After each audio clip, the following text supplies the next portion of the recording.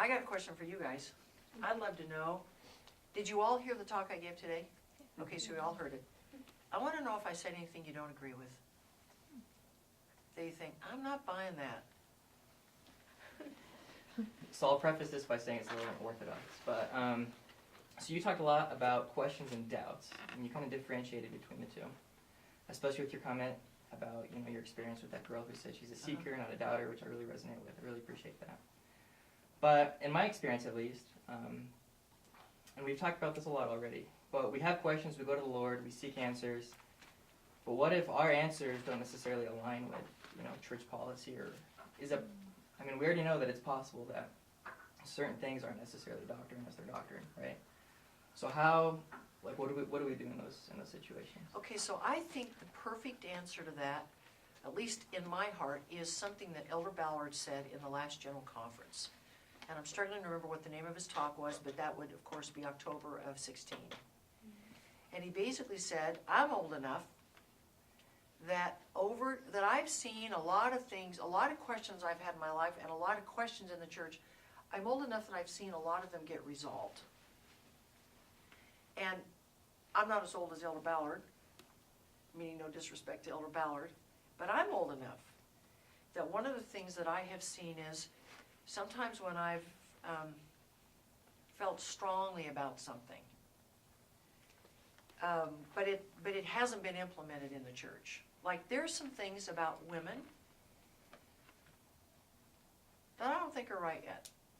I was going to say, in terms of just structural, there are just some structural things, and but the restoration is ongoing, and I'm not talking, by the way, about women being ordained. Please don't think, oh, maybe Sheri thinks that. I do not think that.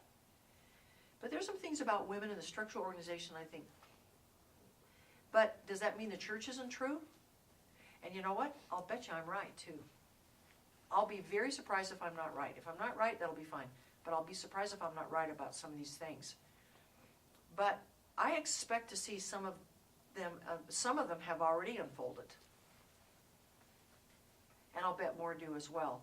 So there's a part of me that loves to just subscribe to Elder Ballard's point.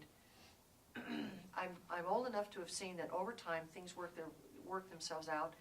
And Sister Kimball, Camilla Kimball, had a statement she made many years ago that I think has some real merit, and that is, she said, when I've got really serious questions and they're just not resolved yet, and I don't know where to go with them yet, I put them in a box and set them on my shelf. And I pull that box down occasionally, and I reevaluate those questions and ask myself, can I answer any of them differently than I could 2 years ago? And she said, from time to time, this is really a paraphrase, I find, yep, I can answer that one now, or that one's been resolved, or whatever. And I think there's some truth to that. Part of it's also, you'll just think differently about things as you mature.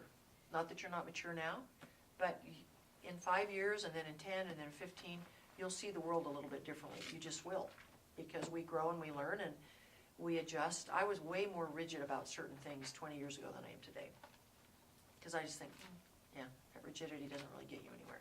Obedience, yes. Rigidity, I'm not a fan of.